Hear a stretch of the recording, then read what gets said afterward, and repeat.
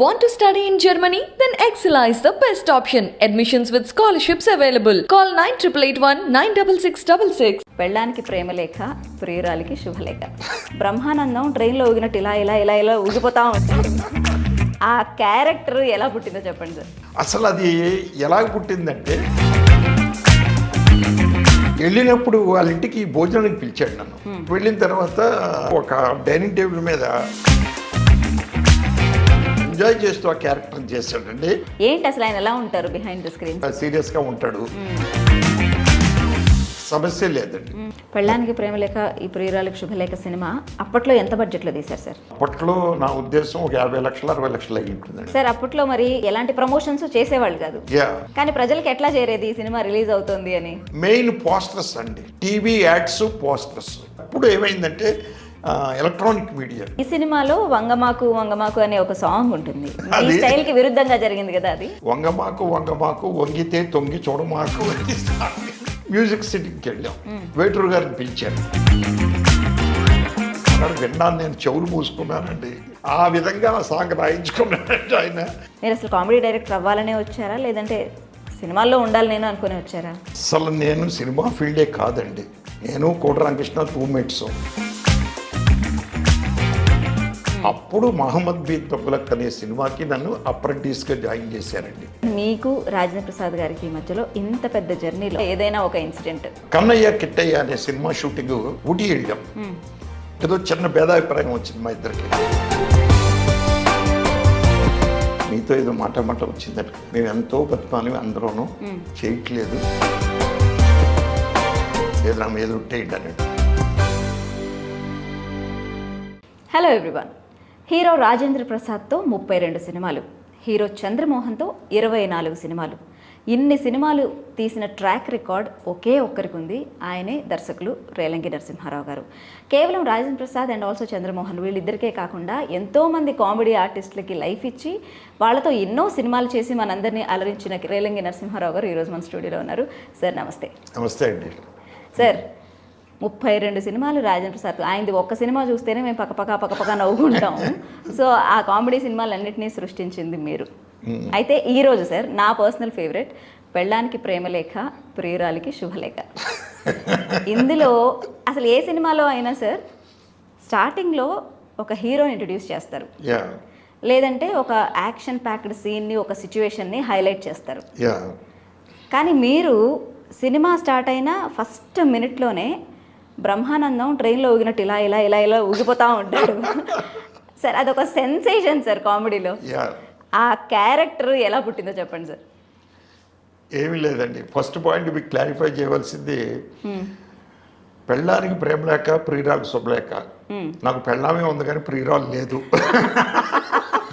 కామెడీతో start ఇక్కడ. ఎందుకంటే చాలా మంది అడుగుతారు నన్ను, ఇద్దరు పెళ్ళాలి ముద్దురు పోలీస్ అంటారు, మీరు ఎదురింటి మొగుడు పక్కింటి పెళ్ళాం అంటారు, పెళ్ళానికి ప్రేమలేఖ, ప్రియురాలకు శుభలేఖ అంటారు. ఏమిటండి ఇది, ఇద్దరు పెళ్ళాల మీద ఇన్ని సినిమాలు తీస్తున్నారు, మీ అనుభవాలా అని అడుగుతాను. అటువంటి అనుభవాలే లేవండి. అటువంటి అనుభవాలు ఉన్న వ్యక్తులకి ఎలా ఉంటుంది అని ఊహిస్తేనే సినిమా అవుతుంది, కామెడీ వస్తుంది అని చెప్పి తీసినటువంటి చిత్రం. ఇకపోతే బ్రహ్మానంద ట్రాక్ అడిగారు మీరు. డైరెక్టర్ అనేవాడికి ఎప్పుడూ కూడానండి, it is a creative job టోటల్గా. ఎప్పుడు థింక్ చేస్తూనే ఉండాలి, ఒక కొత్తదనాన్ని పుట్టిస్తూ ఉండాలి. ఒకవేళ బుర్రలో మీరు ఆలోచిస్తూ ఉన్నప్పుడు మీకు ఒకవేళ కొన్ని థాట్స్ రావచ్చు, రాకపోవచ్చు. బట్ సమాజంలో జరుగుతున్నటువంటి ఎపిసోడ్స్ని చూసి, మనుషుల్ని చూసి, వాళ్ళ ప్రవర్తనను చూసి మనం పుట్టిస్తూ ఉండాలి మనల్ని. అలాగ పుట్టిందే ఆ క్యారెక్టర్ బ్రహ్మానంద క్యారెక్టర్. ఆ క్యారెక్టర్కి బ్రహ్మానందం అయితేనే న్యాయం చేయగలరు అని మీకు ఎలా అనిపించింది? ఆయన ఎలా తీసుకొచ్చారు ఆన్ బోర్డు? ఏమి లేదు, డెఫినెట్గా ఆ క్యారెక్టర్కి అప్పట్లో బ్రహ్మానందమే సూటబుల్, క్వశ్చనే లేదు అనిపించిందండి. అసలు అది ఎలాగ పుట్టిందంటే, నేను పెళ్ళానికి ప్రేమలేఖ, ప్రియురాలకు శుభలేఖ స్టోరీ డిస్కషన్ కోసం నేను వైజాగ్ వెళ్ళానండి. కాశీ విశ్వనాథ్ రైటర్, చనిపోయారు పాపం, ఆయన మంచి రైటర్. నాకు ఫస్ట్ పిక్చర్ నుంచి ఆయన ఫాలో అయ్యాడు నన్ను.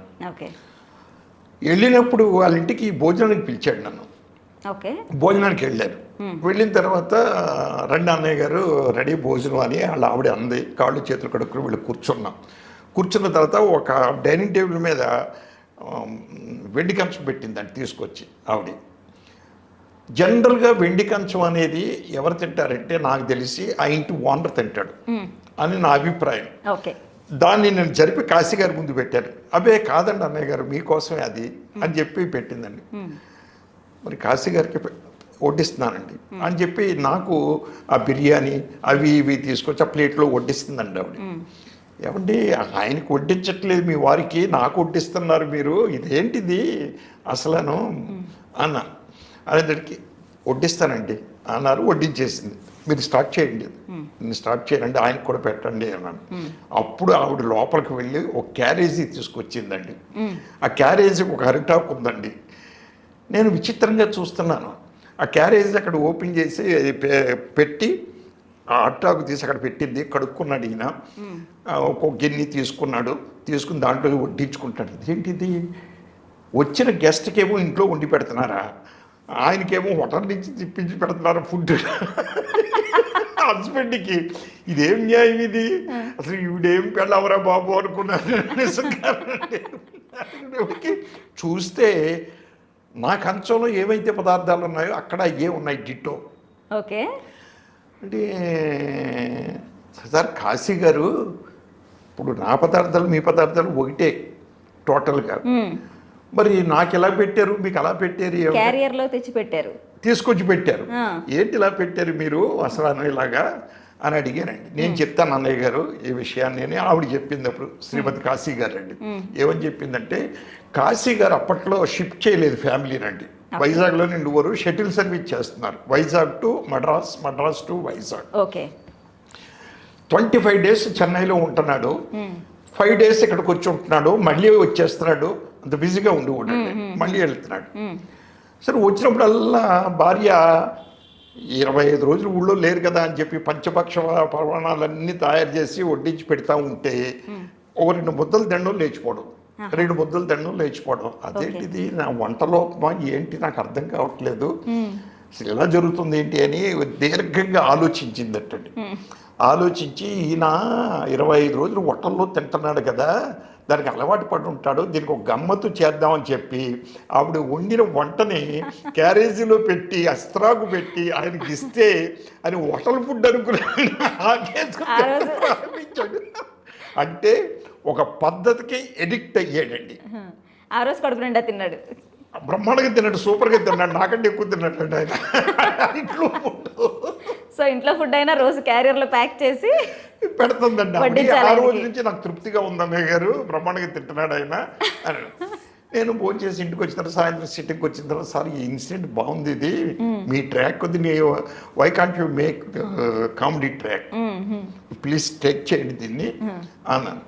ఆలోచించి అప్పుడు కామెడీ ట్రాక్ చెప్పాడు. ఒక రైల్వే టీసీ ఎప్పుడు కూడా ఊగుతూనే ఉంటాడు, ట్రైన్ వెళుతూ ఉన్నప్పుడు ఆ టికెట్లు కొట్టాలి, చెయ్యాలి, తప్పదు, ఇలాగా పడుకున్నారా ఊగుతూనే ఉంటాడు, భోజనం చేసినా ఊగుతూనే ఉంటాడు. అలాగే ఇంట్లో పడుకున్నా కూడా ఇలాగ కాలేజ్ పడుకుని ఎల్లగా ఆ టేప్ రికార్డర్ సౌండ్ పెట్టుకుని చేస్తూ ఉంటాడు. వైఫ్ శ్రీలక్ష్మి. ఆ శ్రీలక్ష్మి వచ్చి ఆఫ్ చేసేస్తే దమ్మని ఆగిపోయి అటు ఇటు చూసి ఎవరు ఆపింది అంటాడండి.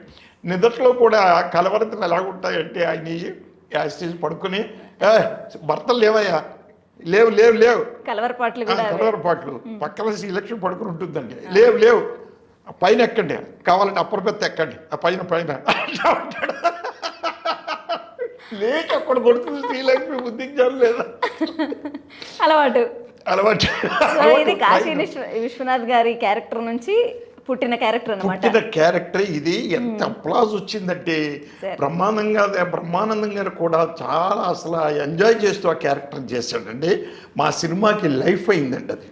టు బి ఫ్రాంక్ చెప్పాలంటే ఒక 40% స్కోర్ చేసిందండి అది. సో ప్రతి డైరెక్టరు థింక్ చేయవలసింది ఏంటంటే ఎప్పుడు అబ్జర్వేషన్ అనేది చాలా ఇంపార్టెంట్ అండి డైరెక్టర్కి. సొసైటీలో ఏం జరుగుతుంది, ఏ ఇన్సిడెంట్లు జరుగుతున్నాయి, ఏ ఫ్యామిలీలో ఏం జరుగుతున్నాయి, ఒక మనిషి ఎలా ప్రవర్తిస్తున్నాడు, వాడి మేనరిజమ్స్ ఏంటి, ఇలాగా అవన్నీ స్టడీ చేయవలసిన బాధ్యత దర్శకుడికి రైటర్కి ఉంది అని నా అభిప్రాయం అండి. అప్పుడే మీకు మంచి క్యారెక్టర్స్ కూడా పుడతాయండి. సార్ అలా పుట్టిన క్యారెక్టరే బ్రహ్మానందం క్యారెక్టర్ అండి. బ్రహ్మానందం గారితో తర్వాత కాలంలో కూడా చాలా సినిమాలు చేశారు. నేను చాలా చేశానండి. బ్రహ్మానందం గారు బేసిక్గా చాలా స్క్రీన్ మీద ఎంత జోవియల్గా ఉంటారు, మనల్ని ఎంత బాగా నవ్విస్తుంటారు. బిహైండ్ స్క్రీన్ అలా ఉండరు, కొంచెం డిఫరెంట్గా ఉంటారు అంటారు. ఏంటి అసలు ఆయన ఎలా ఉంటారు బిహైండ్ ద స్క్రీన్స్? ఏమి లేదండి, మామూలుగా కూర్చుని ఉంటాడు, ఆయన పని ఏదో ఆయన చేసుకుంటూ ఉంటాడు, సీరియస్గా ఉంటాడు. బట్ రంగంలోకి దిగేటప్పటికి అసలు మీకు పొట్ట చెక్కలైపోతుంది, సమస్య లేదండి. అద్భుతంగా చేసేస్తాడు పెర్ఫార్మెన్స్. డైరెక్టర్ అనుకున్న దానికంటే ఎక్కువ కూడా చేస్తాడు అతను బ్రహ్మానందం గారు. స్వతహాగా ఆయన తెలుగు లెక్చరర్ అండి. అవును అవును సార్, ఆయన బ్రహ్మానందం గారు. సో మనం ఒకవేళ ఏదైనా చెప్పినా కూడా ఆయన ఓన్ చేసుకుంటాడండి చక్కగా. అంత మంచి ఆర్టిస్ట్ అండి బ్రహ్మానందం. మీరు 32 సినిమాలు రాజేంద్ర ప్రసాద్ గారితో చేశారు. 32 సినిమాలు ఓకే అంటే ఐ థింక్ సౌత్ ఇండియాలో ఒక హీరో అండ్ డైరెక్టర్ కాంబినేషన్లో ఇన్ని ఎక్కువ సినిమాలు ఎవరు చేయలేరు. And also same time Chandramohan గారితో 24 సినిమాలు. ఇంత పెద్ద ట్రాక్ రికార్డు మీరు ఎట్లా మేనేజ్ చేసేవాళ్ళు సార్? అంటే ఎక్కడో ఒక చోట ఏదో ఒక డిస్టర్బెన్స్ అనేది రాకుండా ఉండదు ఇంత పెద్ద జర్నీలో. మనం ఒక సామెత ఉందండి, సర్దుకుపోతేనే సంసారం. అవును, ఇక్కడ సర్దుకుపోతేనే సినిమా అండి. మా కొటేషన్లో ఇప్పుడు రాజేంద్ర ప్రసాద్ గారు నేను సపోజ్ ఈ వేపు పచ్చళ్ళలాగే మాకు చేదు అనుభవాలు కూడా అక్కడక్కడ ఉన్నా కూడా మేము సర్దుకుపోయేవాళ్ళం. అయినా అతనికి నా మీద అతనికి ఎంత ప్రేమ ఉంది అనేదానికి ఒక చిన్న ఇన్సిడెంట్ మీకు చెప్తాను నేనండి. మన కన్నయ్య కిట్టయ్య అనే సినిమా షూటింగ్కి ఊటీ వెళ్ళాం. ఊటీ షూటింగ్ జరుగుతూ ఉన్నప్పుడు అక్కడ ఏదో చిన్న భేదాభిప్రాయం వచ్చింది మా ఇద్దరికి. ఎవరికి? నాకును రాజేంద్ర ప్రసాద్ గారికి. పగలు షూటింగ్ చేసాం, వచ్చాం. షూటింగ్ ఆగదండి ఎప్పుడు కూడా మా ఇద్దరి వల్ల ఏనాడు ఏ ప్రొడ్యూసర్కి ఇంతవరకు షూటింగ్ ఆగలేదు. అతని వల్ల కానీ నా వల్ల కానండి, ప్రసాద్ గారి వల్ల కానీ నా వల్ల కానీ ఆగలేదు. వచ్చామండి. వచ్చి నేను రూమ్లో కూర్చున్నాను. నెక్స్ట్ డే డ్యాన్స్ మాస్టర్తో కూర్చుని నేను ఏం చేద్దాం, ఎట్లా చేద్దాం, ఏ లొకేషన్లో చేద్దామని నేను శ్రీను మాస్టర్ గారండి ఆయనతో డిస్కస్ చేస్తూ ఉన్నాను. నేను చేస్తూ ఉండగా శ్రీను మాస్టర్ గారు కాదు, వేరే డాన్స్ మాస్టర్ చేస్తూ ఉండగా ప్రొడ్యూసర్ గారు వచ్చారండి. ఎవరండి? గంగుల ప్రభాకర్ రెడ్డి గారు. మీకు ఐడియా ఉంటుంది, ప్రతాపరెడ్డి గారు తమ్ముడు. ప్రతాపరెడ్డి గారు అని ఎమ్మెల్యే గారు అప్పట్లో. పివి నరసింహారావు గారికి ఆయన నెగ్గిన తర్వాత, ఆయన ఎమ్మెల్యే కాదు, పివి నరసింహారావు గారు ముందు నెగ్గారు. ఆయన నెగ్గిన తర్వాత సీట్ ఇవ్వడం కోసం ఈయన సీట్ని ఆయనకి ఇచ్చి ఆయన దిగిపోయి రిజైన్ చేసి ఆ ప్లేస్లో మళ్ళీ పివి నరసింహారావు గారు నిలబెట్టి నెగ్గించినటువంటి వ్యక్తి ప్రతాప్ రెడ్డి గారు. వాళ్ళ బ్రదరే గంగుల ప్రభాకర్ రెడ్డి గారు. ఆయనే ప్రొడ్యూసర్. ఆయన రూమ్కి వచ్చారు. సారీ డైరెక్టర్ గారు, డిస్టర్బ్ చేస్తున్నాను అన్నారు. రాత్రి 10ంటికండి. ఏది సార్ అన్నాను. ఏమీ లేదండి, రాజేంద్ర ప్రసాద్ ఫోన్ చేయలేదండి, పడుకున్నాడు మనస్తాపంతో అన్నాడు. దేనికి సార్ అన్నాను. మీతో ఏదో మాట వచ్చిందట. అంటే దానికోసమే భోజనం మానేయాలా? ఇదేంటిది? ఏం తెలియదండి, మేము ఎంతో బతుకాలి అందరూనూ, చేయట్లేదు, మీరు వచ్చి ఒక్కసారి కనిపిస్తే భోజనం చేస్తాడండి అన్నారు. నేను రూమ్కి వెళ్ళానండి. రెండు డైరెక్టర్ గారు, ఏంటి పొద్దున దాని గురించి, రేపు వర్క్ గురించి, అది రేపు వర్క్ గురించి కాదు, ప్రస్తుతం వర్క్ గురించి అన్నాను నేను. ఏంటంటే ప్రస్తుతం వర్క్ గురించి? భోజనం చేయలేదట, ఆకలి లేదు సార్ అని. నా మీద ఒకటే చెప్పండి, మీకు ఆకలి లేదా అంటే పొద్దున్న ఇందాక మనం లొకేషన్లో మాట అనుకున్నాం అని చెప్పేసి మీరు భోజనం చేయకుండా కూర్చుంటారా? ఏంటండి ఇది? అది లేదండి, మీరు భోజనం చేయండి. సరే నేను భోజనం చేస్తాను, మీరు భోజనం చేశారా? చేశాను అన్నాను నేను. లేదు, నా మీద ఉంటేయండి అన్నాడు. నేను చేయలేదండి. నాకు తెలుసు మీరు చేయరు. రెండు కూర్చోడానికి ఇద్దరం కలిసి భోజనం చేసేవాడు. అది మీ ఫ్రెండ్షిప్? అదండి మా ఇద్దరు ఫ్రెండ్షిప్. ఓ భార్యాభర్తల అనుబంధం అండి మా ఇద్దరి మధ్యన ఉన్నది. మేమిద్దరం అన్ని సినిమాలు చేసామంటే ఆయన భార్యను ఆయన వదిలేసాడు, నా భార్యను నేను వదిలేసి దేశమే తిరిగేవాడు మీ ఇద్దరం కలిసి. సార్ భార్యలను వదిలేశారు సరే, ఆన్ ద సెట్స్ నాకు అంటే భార్యలను వదిలేశారు కాబట్టి ఇంకో సడన్గా ఒక టాపిక్ గుర్తొచ్చింది, హీరోయిన్స్. ఇప్పుడు మనం డిస్కస్ చేసే సినిమాలో పెళ్ళానికి ప్రేమ లేక, హీరోయిన్ అండి. ఇద్దరు హీరోయిన్స్ ఇద్దరు హీరోయిన్ శృతి ఒకతేనే, ఆ ముచ్చర్ల రెండు చెల్లులండి, వైదేహి ఏదో ఉందండి అమ్మాయి పేరు. ఆహాహా, ఓకే. సో ఇద్దరు ఉన్నారు. సో ఒక అమ్మాయి, కొత్త అమ్మాయి అదే సినిమాలో తెరంగేట్రం చేసింది. అదే సెకండ్ అమ్మాయి అండి. సెకండ్ అమ్మాయి. ముచ్చర్ల రెండు చెల్లులు. ఈ రోజుల్లో సినిమాల్లో ఒక హీరోయిన్ని సినిమాలోకి తీసుకోవాలి అనుకుంటే అందులో చాలా వరకు హీరో ప్రమేయం ఉంటోంది అనేది ఇప్పుడున్న టాక్. అవునండి. ఆ రోజుల్లో ఎలా ఉండేది సార్? ఆ రోజుల్లో అంతా డైరెక్టర్ ప్రొడ్యూసర్ కూర్చొని డిసైడ్ చేసేవాళ్ళు అండి. ఓకే. అసలు స్పాట్కి వచ్చే వరకు కూడా వాళ్ళకి తెలియదండి, తెలిసేది కాదు. అలా ఉండేదండి. ఏదైనా పెద్ద హీరోని అయితే చెప్పేవాళ్ళు, ఇలాగండి అది ఇది కొత్త అమ్మాయిని పరిచయం, లేదంటే కొత్త అమ్మాయిని పరిచయం చేస్తుంటే అలాగే ఓకే అని ఉండేదండి అప్పట్లో. ఇప్పుడు మరి సిస్టమ్ మారిందేమో తెలియదండి నాకు. నాకైతే నా సినిమాల వరకు అలా లేదండి. నా సినిమాల వరకు మేమే సెలెక్ట్ చేసేస్తామండి, ప్రొడ్యూసర్ డైరెక్టర్. అంటే నా అన్ని బడ్జెట్ సినిమాలు, లో బడ్జెట్ సినిమాలు, చిన్న సినిమాలు కాబట్టి.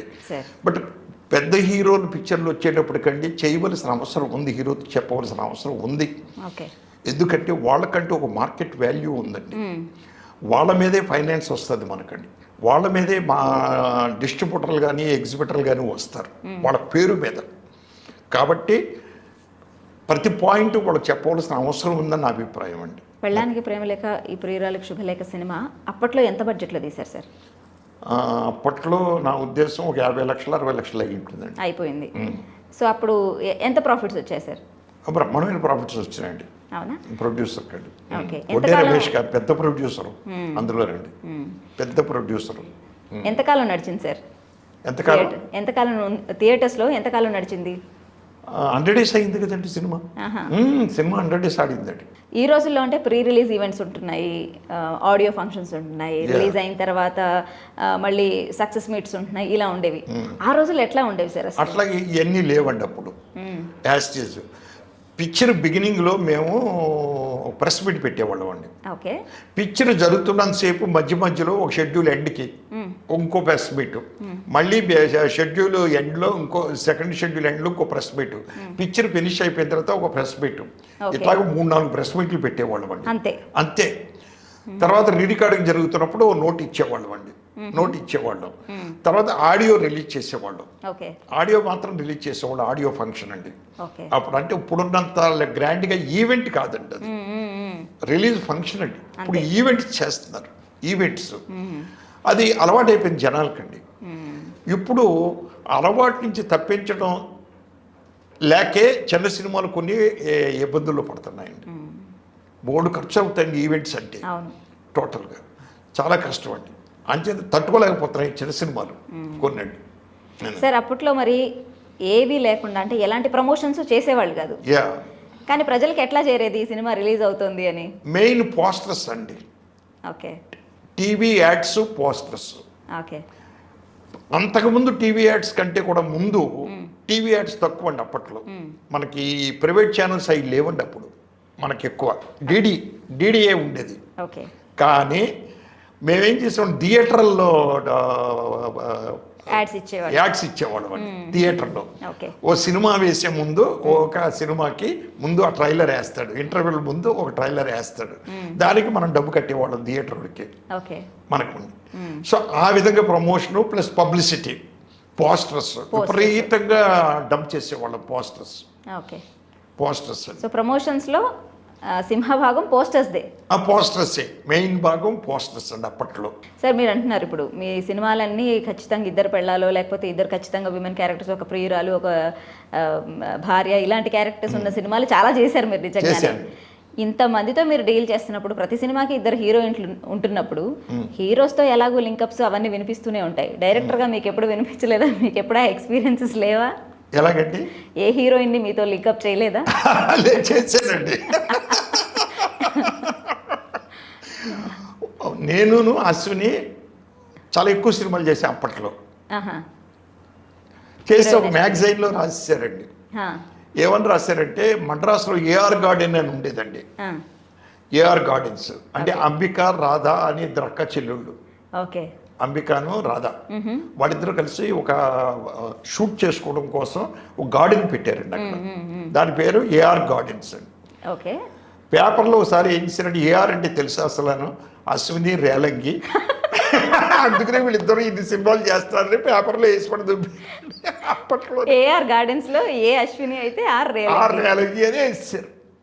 వేసేసిన తర్వాత బెంగళూరులో ఉన్నటువంటి మా బావమరిది వైఫ్ చూసిందండి ఇది, చూసి పేపర్లో వచ్చింది స్టోరీ, పేపర్లో వచ్చేసిందండి ఇది.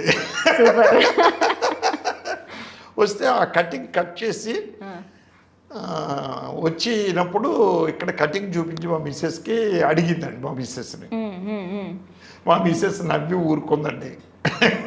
సో రాజేంద్ర ప్రసాద్ గారితో 32 సినిమాలు అంటే అంత హ్యూజ్ జర్నీలో ఒకరినొకరి నుంచి ఎన్నో విషయాలు నేర్చుకొని ఉంటారు. యా, రాజేంద్ర ప్రసాద్ గారి దగ్గర నుంచి మీరు నేర్చుకున్నది ఏంటి సార్? ఏమి లేదండి, రాజప్రసాద్ అంటే మంచి స్నేహశీలండి. ఏమండి, కష్టజీవి ఎప్పుడూ కూడా అతనండి. ఏమంటే అత్యద్భుతమైన ఆర్టిస్టు, టైమింగ్ కొట్టండి, సూపర్ టైమింగ్ అండి.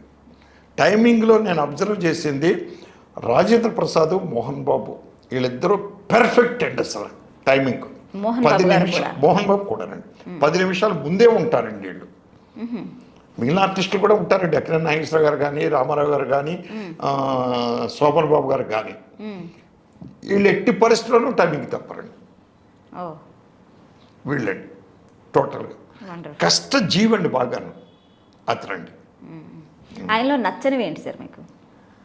నచ్చనం అంటూ ఏం ఉండవండి, ఎందుకంటే అందరికీ కోపం ఉంటుంది. నాకు ఉంది కోపం అంటే, అతనికే కోపం ఉంది.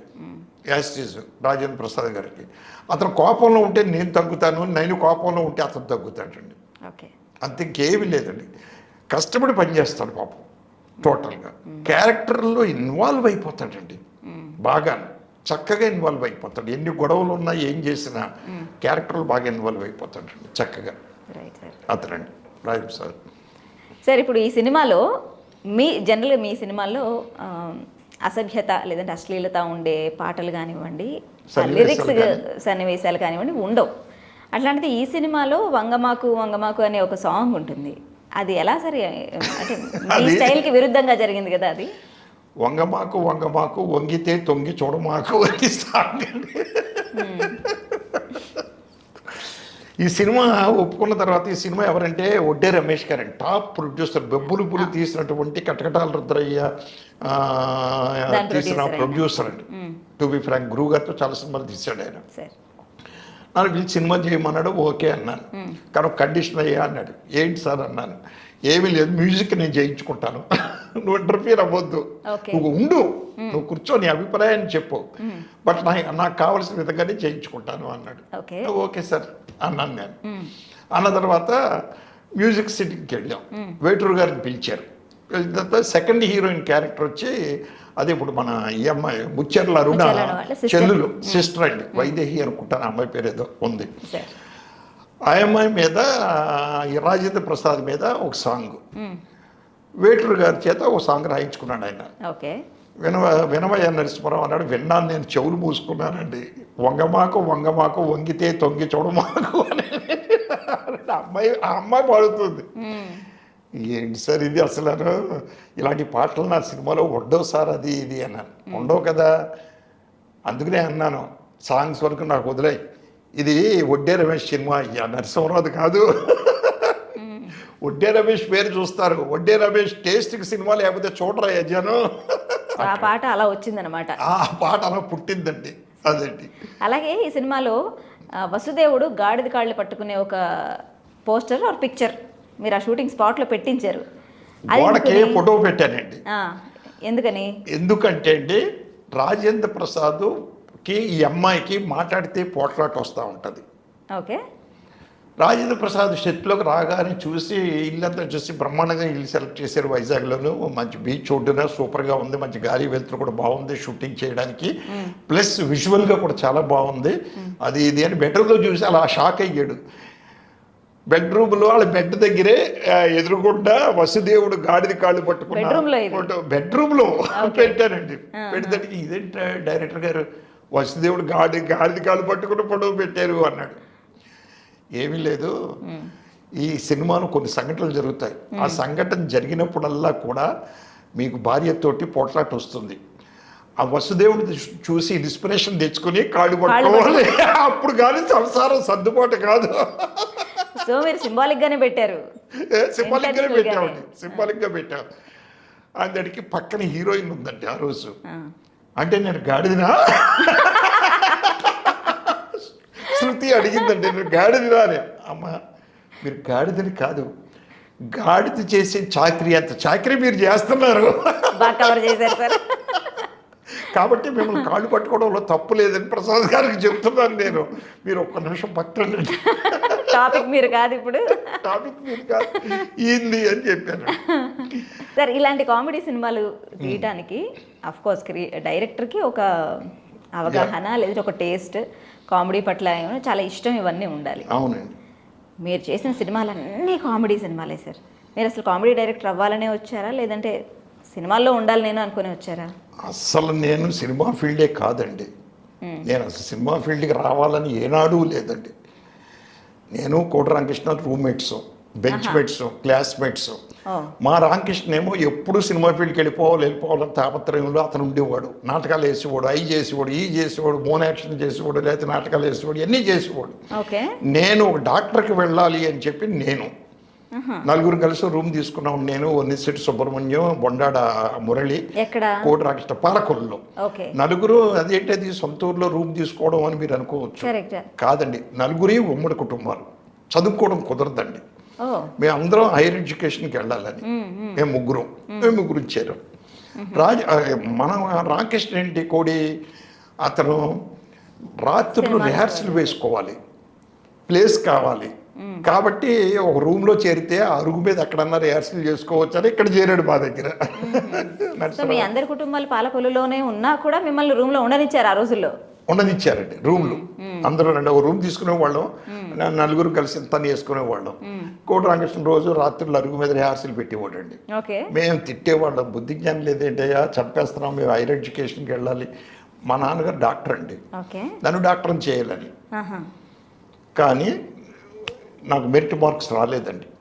కోట రామకృష్ణ సినిమా ఫీల్డ్కి వెళ్ళాలని తాపత్రయం అండి. అతనికంటే ముందు నేను వచ్చేసాను సినిమా ఫీల్డ్కి అండి.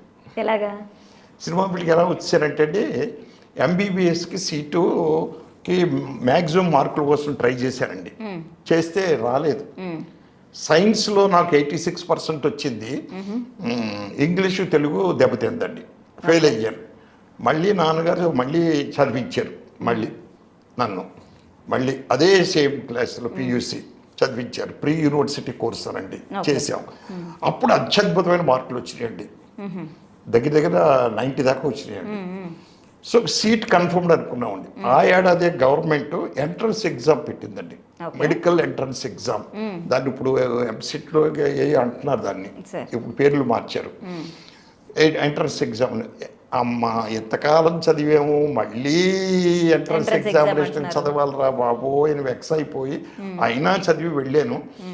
మార్కులు రాలేదండి, దాంట్లో ఖాళీగా కూర్చున్నాను. ఇంకా నాన్నగారు నన్ను ఖాళీగా కూర్చోవడం చూసి భరించలేక, నాన్నగారికి నాటక రంగం మీద మక్కువ ఎక్కువ అండి. కళాకారులన్నా చేసిన ఆయనకి బాగా ఆసక్తి ఎక్కువ. మా డిస్పెన్సరీని, హాస్పిటల్ని రాత్రులు కళాకారులు రిహార్సల్కి ఇవ్వడం, చేయడం ఎన్ని చేసేవారు నాన్నగారు. సో ఆ ఇంట్రెస్ట్ మీద ఆయన సినిమా ఫీల్డ్కి తీసుకొచ్చారు. కెమెరా డిపార్ట్మెంట్లో జాయిన్ చేద్దామని. ఓహో, మిమ్మల్ని మీ ఫాదరే తీసుకొచ్చారు? మా ఫాదరే తీసుకొచ్చారు సినిమా ఫీల్డ్కి అండి. తీసుకొచ్చిన తర్వాత నేను మిద్దె జగన్నాథరావు గారని ఎస్విఎస్ ఫిల్మ్స్ అండి, నిండు మనసులు, నిండు దంపతులు, నిండు హృదయాలు, ఇలాంటి అత్యద్భుతమైన సినిమాలు చేసిన అత్యద్భుతమైనటువంటి సంస్థ అండి. మా డాక్టర్ కృష్ణాజీ గారని వాళ్ళ మేనమామ అండి, ఆయన ద్వారా ఇక్కడికి వచ్చాం. వస్తే ఆయన ఏమో ఎందుకంటే సినిమా ఫీల్డ్ అది ఇది అన్నారు, కూర్చోబెట్టి క్లాస్ పీకేట్ అండి మా నాన్నగారిని నన్ను. ఎందుకంటే మీరు మంచి చదువురు కూడా. ఎందుకంటే నన్ను మార్కులు వచ్చినాయి చక్కగాను, ఒక్కోసారి దురదృష్టం సీట్ రాకపోవచ్చు, బట్ వెళ్ళండి, మళ్ళీ ప్రయత్నం చేయండి. లేదంటే మా ఊడు వెక్స్ అయిపోయాడు, చేయను అంటున్నాడు. అయితే ఓకే, ఓ పని చేయండి, నేను ఈ సినిమా అయిపోయింది, నెక్స్ట్ సినిమాకి నేను మీ ఊడిని కెమెరా అసిస్టెంట్గా పెట్టుకుంటాను అన్నారు. ఎలాగా మద్రాసు వచ్చాం కదా అని చెప్పి, చెన్నై వచ్చాం కదా అని చెప్పి, మేము అప్పట్లో గురువు గారిని, దాసరి నారాయణరావు గారిని, అప్పటికి డైరెక్టర్ అవ్వలేదని డైలాగ్ రాస్తున్నారు, ఆయన్ని పినిశెట్టి శ్రీరామూర్తి గారిని, ఓకే. కేతా గారు అనే పబ్లిసిటీ ఆర్టిస్ట్ అండి ఎన్టీఆర్ సంస్థకి, ఆయన్ని, వంగ అప్పారావు గారిని ఒక ఆర్టిస్ట్ అండి ఆయన్ని, కోళ్ళ సత్యం గారిని ఒక ఆర్టిస్ట్ అండి ఆయన్ని, వీళ్ళందరినీ కలిసాం. గురువు గారు సలహా ఇచ్చాడు ఏమనంటే, ఎందుకంటే డైరెక్షన్ డిపార్ట్మెంట్లో జాయిన్ చేయండి, కెమెరా డిపార్ట్మెంట్లో ఎందుకు, నేను కూడా త్వరలో డైరెక్టర్ అవుతాను ఇలాగా అని చెప్పారు. అప్పుడు మహమ్మద్ బిన్ తుగ్లక్ అనే సినిమాకి నన్ను అప్రెంటిస్గా జాయిన్ చేశారండి 1971 14th అక్టోబర్ అండి. ఓకే. ఆ సినిమాకి అక్కడ గురువు గారు డైలాగ్ రైటర్ అండి, దానికి దాసర్ గారు, దానికి బివి ప్రసాద్ గారు అని డైరెక్టర్ అండి. నీడలేని ఆడది, మట్టిలో మాణిక్యం ఈ సినిమాలు తీసిన డైరెక్టర్ అండి ఆయన. ఆయన చనిపోయారు లేరండి. దాని తర్వాత మళ్ళీ కేఎస్ఆర్ దాస్ గారు, కేఎస్ఆర్ దాస్ గారి దగ్గర 1 year పనిచేసేటప్పటికి గురువు గారు డైరెక్టర్ అయిపోయారు. తర్వాత గురువు గారి దగ్గరకు వచ్చి ఇంకా అక్కడి నుంచి ఎక్కువ చదవలేదండి, అక్కడ నుంచి మీరు వెనక్కి తిరిగే చూడలేదు, ఇంకా డైరెక్టర్ని అయిపోయానండి. గురువు గారి దగ్గర పనిచేసేటప్పుడు కూడా అందరూ నన్ను సెట్లో అనేవారండి, ఇటు సీరియస్గా ఉంటాడు రా బాబు, రేపు పొద్దున సినిమాలు తీస్తే సీరియస్ సినిమాలు తీస్తాడు, ప్యాథటిక్ సినిమాలు తీస్తాడు, ఈడేంట్రా బాబు అనేవారండి నన్ను. దానికి కంప్లీట్ ఆపోజిట్లో జరిగింది. అయితే కంప్లీట్ ఆపోజిట్లో జరిగిందండి. కానీ మీరు కామెడీ డైరెక్టర్ అవ్వాలని ఇప్పుడు అనుకోలేదు? నేను అసలు డైరెక్టర్ని అవ్వాలని అనుకోలేదు, కామెడీ డైరెక్టర్ అవ్వాలని అనుకోలేదు. మరి ఎలా ఈ ముద్ర పడింది మీ మీద? ఇది ఎలా పడిందంటే, ఫస్ట్ పిక్చర్ చందమామ అండి, సంధ్య అని ఓ నావెల్ అండి, మాదిరెడ్డి సులోచన గారు రాశారు. ఓకే. గురువు గారు డైరెక్షన్ అనౌన్స్ చేశారు నాకు. అనౌన్స్ చేసినప్పుడు సర్కస్ రాముడు అనే సినిమా షూటింగ్ జరుగుతూ ఉన్నప్పుడు ఆయన అనౌన్స్ చేశారు, నేను నరసింహారావు డైరెక్టర్ని చేస్తున్నాను అని. రామారావు గారి సెట్లో రేలంగి నరసింహారావు ఎక్కడ అన్నారండి. వెళ్ళాను. సార్ ఏంటి సార్ అన్నారు. గురువుకి శిష్యుడు, శిష్యుడికి గురువు పంగనామాలు పెట్టే రోజుల్లో మీ గురువు మీకు అవకాశం ఇస్తున్నాడు, మీరు ఆయన పేరు జీవితాంతం నిలబెట్టండి అన్నాడండి. అలాగే సార్, తప్పకుండా సార్, మీ ఆశీస్సులు ఎప్పుడు ఉండాలి సార్ అన్నాను. అయిపోయింది. ఆ సినిమా స్టార్ట్ చేసేవాడిని. సీరియస్ సినిమా అండి. మురళీమోహన్ గారు, మోహన్ బాబు గారు, సరిత, పటాపటి జయలక్ష్మి, నిర్మలమ్మ, ఇట్లాగ మొత్తం చాలామంది అండి దాంట్లో ఉన్నారు. హేమ సుందరు, ఇప్పుడు ఆర్టిస్ట్ హేమ సుందర్ ఉన్నాడు చూడండి, రిటైర్డ్ అయిపోయాడు పాపం ఆయన, ఇలాంటి వాళ్ళు అందరూ ఉన్నారు. ఆ సినిమా ఏం జరిగిందంటేనండి, ఆగిపోయిందండి. సినిమా జరిగిపోయి ఫస్ట్ కాపీ వచ్చి రిలీజ్ ఆగిందండి. సర్కస్ రాముడు ప్రొడ్యూసరే, కోవై చెల్లియన్ గారు. సర్కస్ రాముడు అయిపోయిన తర్వాత సినిమా చేయమని గురువుగారి దగ్గరికి వస్తే, గురువు గారు నేను ఖాళీ లేను, నా శిష్యుడు నరసింహారావు చేస్తాడు, నేను అన్నీ చూసి పెడతాను, మీకు బిజినెస్ సినిమా రిలీజ్ అవుతాను అని చెప్పి నరసింహారావుని పెట్టుకోండి అంటే పెట్టుకున్నారండి. పెట్టుకున్న తర్వాత పూర్ణ డిస్ట్రిబ్యూటర్స్కి, మా ప్రొడ్యూసర్ గారికి గొడవలు వచ్చినాయండి. ఆ గొడవల్లో ఆయన ఆపేశాడు. ప్రెస్టేజ్కి వెళ్ళి ఆయన యాస్టేజ్, ఎందుకంటే హౌసింగ్ బోర్డు చైర్మన్ అండి ఆయన అక్కడ అన్నాడీఎంకే పార్టీలో, కోవై చెల్లియన్ గారు. అది ఆగిపోయింది. అలాగా ఎప్పుడైతే ఆగిపోయిందో నేను డిసప్పాయింట్ అయ్యానండి. గురువు గారు నరసింహారావు డిసప్పాయింట్ అవుతున్నాడు, నో డిప్రెషన్కి వెళ్ళకూడదని నన్ను ఎంగేజ్ చేసి ఆ షూటింగ్కి ఈ షూటింగ్కి తీసుకెళ్ళి పోడండి ఆయన నన్ను. తర్వాత ఎన్టీ రామారావు గారి బావమరిది రుక్మాంగదరావు గారు ఏమో బావమరిది అండి, ఆయన బావమరిది రాంబాబు గారు. ఆయన వచ్చి గురువు గారిని సినిమా చేసి పెట్టమని అడిగాడు రామారావు గారి రికమెండేషన్లో. రామారావు గారు చెప్పారు గురువు గారు, సార్ నేను చాలా బిజీగా ఉన్నాను, నేను చేయలేను, నేను కావాలంటే నరసింహారావుని పెట్టుకోండి. ఓకే. ఆ సినిమాయే నేను మా ఆవిడ రిలీజ్ అయిన మొట్టమొదటి కామెడీ సినిమా చంద్రమోహన్ గారితో రిలీజ్ అయింది, ప్రభుతో రిలీజ్ అయింది సినిమా అదండి, కామెడీ సినిమా. అదే బ్యానర్లో 100 days ఆడిందండి. అది అయిన తర్వాత రెండో సినిమా ఇల్లంతా సర్దడి, మూడో సినిమా అదే బ్యానర్లో, రెండో సినిమా యావండో శ్రీమంత్ గారండి. మొత్తం వరుసగా కామెడీ సినిమాలు, అన్ని కామెడీ సినిమా. ఇల్లంతా సర్దడి, నేను మా ఆవిడ పొడిగొంట పారసారదని ఒక ఆయన లెక్చరర్ ఇచ్చాడు కదా, యావండో శ్రీమంత్ గారు నాదండి, ఇల్లంతా సర్దడి మా అసిస్టెంట్ డైరెక్టర్ కదా. ఈ 3 హిట్ అయ్యి నాకు కామెడీ ముద్ర పడిపోయిందండి. 4వ సినిమాగా చందమామ రిలీజ్ అయింది. అక్కడి నుంచి ఇంకా అందరూ నా దుకాణానికి కామెడీ సినిమాలే కావాలని వచ్చారండి. ఫస్ట్ 3 సినిమాలు కామెడీ అయ్యి అవన్నీ హిట్ అయినాయి అంటే ఇంకేముంది సార్, ఇంకేముందండి, పడిపోయింది. అంటే demand and supply. Right sir. అదండి. ఈ మధ్యలో ఎక్కడ ఎక్స్పెరిమెంట్ చేయలేదా సార్, మీరు చేయాలనిపించలేదా? చేయలేదు, నేను బయటికి వెళ్ళలేదు ఎక్కడికేనండి. అంటే సినిమా ఫీల్డ్ ఒకటి ఉందండి, సినిమా బ్లాక్ అయిపోయినా రిలీజ్ కాకుండా, రెండోది సినిమా ఫ్లాప్ అయినా ఏ ప్రొడ్యూసర్ గమ్మున రారండి. బికాస్ తప్పు వాళ్ళది కాదు, కమర్షియల్ మీడియా అండి ఇది. డిస్ట్రిబ్యూటర్ కానీ ఎగ్జిబిటర్ కానీ బయ్యర్ కానీ చూసేది మార్కెట్లో వాల్యూ ఉండే వ్యక్తులు పిక్చర్లే చూస్తారండి, కొంటారు, రిలీజ్ చేస్తారు. వీడు మైనస్ మార్క్లో ఉన్నటువంటి ముందు టచ్ చేయరండి ఎవరు, ఎంత టాలెంట్ ఉన్నా సరే టచ్ చేయరు. మళ్ళీ మా గురువు గారే నాకు అవకాశం ఇచ్చాడు కాబట్టి అయినా లక్కీగా అది జరిగింది. మీతో మాట్లాడుతుంటే పెద్ద డిక్షనరీ మీరు చెప్తూ ఉంటే మీరు ఇంకా ఇంకా చాలా వినాలనిపిస్తుంది. బట్ నెక్స్ట్ ఎపిసోడ్లో ఇంకొక అద్భుతమైన సినిమా చరిత్ర అంతా మీరు మాకు చెప్పాలి సార్. షూర్, తప్పకుండా రండి. Thank you very much sir. నమస్తే సార్. నమస్తే అండి.